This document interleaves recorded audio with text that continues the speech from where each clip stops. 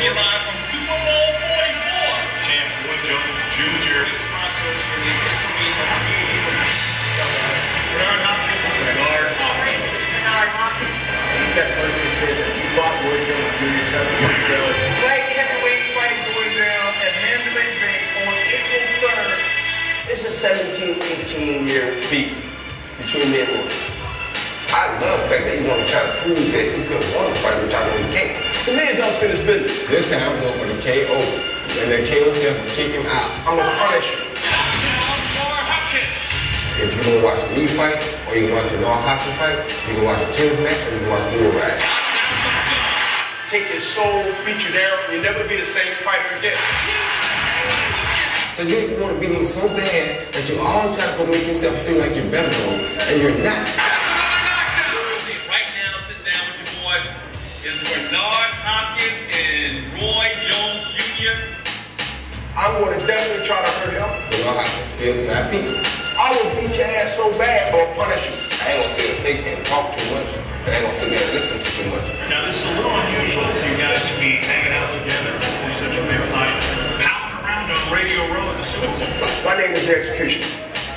I don't normally see my victims until it's time to execute them.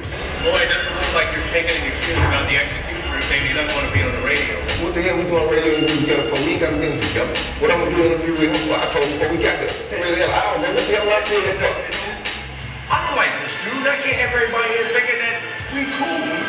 But you may well forget about it, let it go, son. No matter what happens, you will never be Roy Jones Jr. So if we look at it being weird, and we're walking around this media room, and some of these people going to be promoting this fight and seeing us walking around like we having fun, like we're friends. You don't talk to him right now. I talk to him on the third. I ain't got nothing to say to him right now. And so at the end of the day, I'll leave and let Roy finish.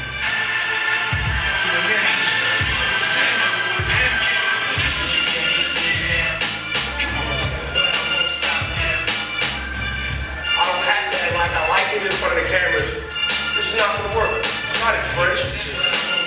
He's trying to con me. Good guy. Good guy.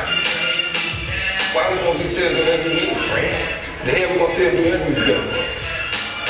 Not on the streets. When I end your whole career, right? Set your whole man before I put you in. Yeah. No way for doing anything else. No. I'm not doing it.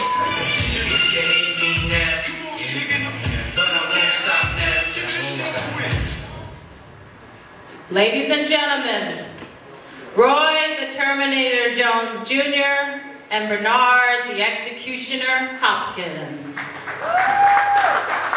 Now introducing Melvina Lathan, our today's moderator. Melvina. Good afternoon, everyone, and welcome to the great debate. Good afternoon. I'm Roy Jones Jr. I'm so delighted to be here. This is the first time in a long time that I got a fight that I'm happy to have.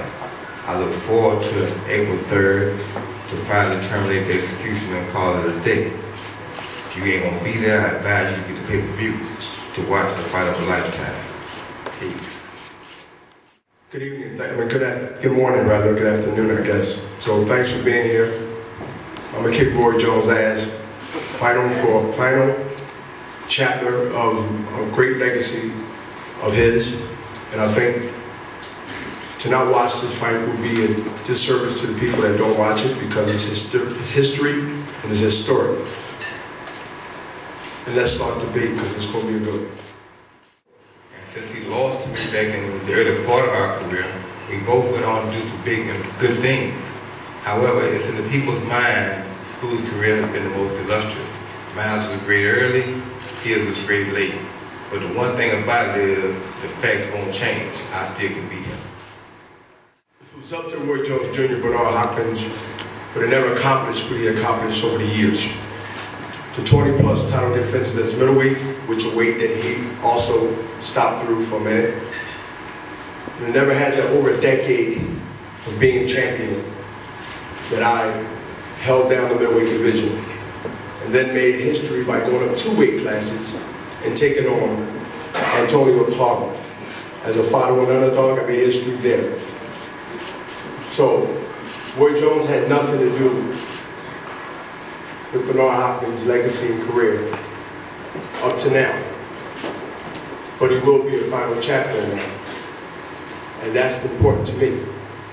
Because I got here, and probably would have been here earlier, if he would have taken fights when we both was debating through the media that most of y'all are aware of. Thank you, Mr. Hopkins. This next question is for Mr. Jones, and it's a two-part question. Why is this fight so important? And what statement are you trying to make, Mr. Jones? First thing is, fight is not so important to me. It's important to Big Head. Big Head won't try to avenge a loss. That's good enough for me. I love winning. That's what I do for a living. I don't duck and dodge nothing to nobody. Never have dodged Big Head. Never will. So that's why I swear. Fight is not so important to me. It's important to Big Head. Big Head won't try to avenge a loss. That's good enough for me. I love winning. That's what I do for a living. I don't duck and dodge nothing to nobody. Never have dodged Big Head. Never will. So that's why it's so important to me. My statement is simple. He didn't win the first time, he won't win again. It's personal. And I know a lot of people heard that word personal when fighters get up and say they fight each other. But a lot of those fighters didn't have history. We got 17 plus years of on and off history about when we're going to fight, why we're going to fight, money, this, that. So it's personal first. And this is probably one of the first fights that I had personal as the first 5 or 6 things to follow personally. And then second is that I want to show the world that when our legacy is put together or analyzed, who had the best legacy, no matter if we Hall of Famers with the first ballot. This fight's so important to me that not only I'm a better fighter today, but my legacy will prove after this fight, April 30th, HBO pay-per-view will be better. So, to me, I have a lot of incentive to prove why Roy Jones waited 10 plus years to come to this debate. Again with Bernard Hopkins. And I was young and wasn't experienced to that point as I might experience now. And so that's exactly why he wouldn't fight me for me. Young at 28 and I'm 24, you was young? Wow. Well, it doesn't make no difference. I'm a young 45. Yeah, you are young. I'm a young 45. You're young ugly 45. We'll see April 30th what's going down. Ain't got much to talk about. You already know how it goes. Excuse me, gentlemen. One should not respond while one is speaking. One at a time. Like I was saying, that I ain't gonna keep his ass like I said. I'm the man, exactly why, and I ain't been recognized. That's exactly why 17 years later, I was ready back then.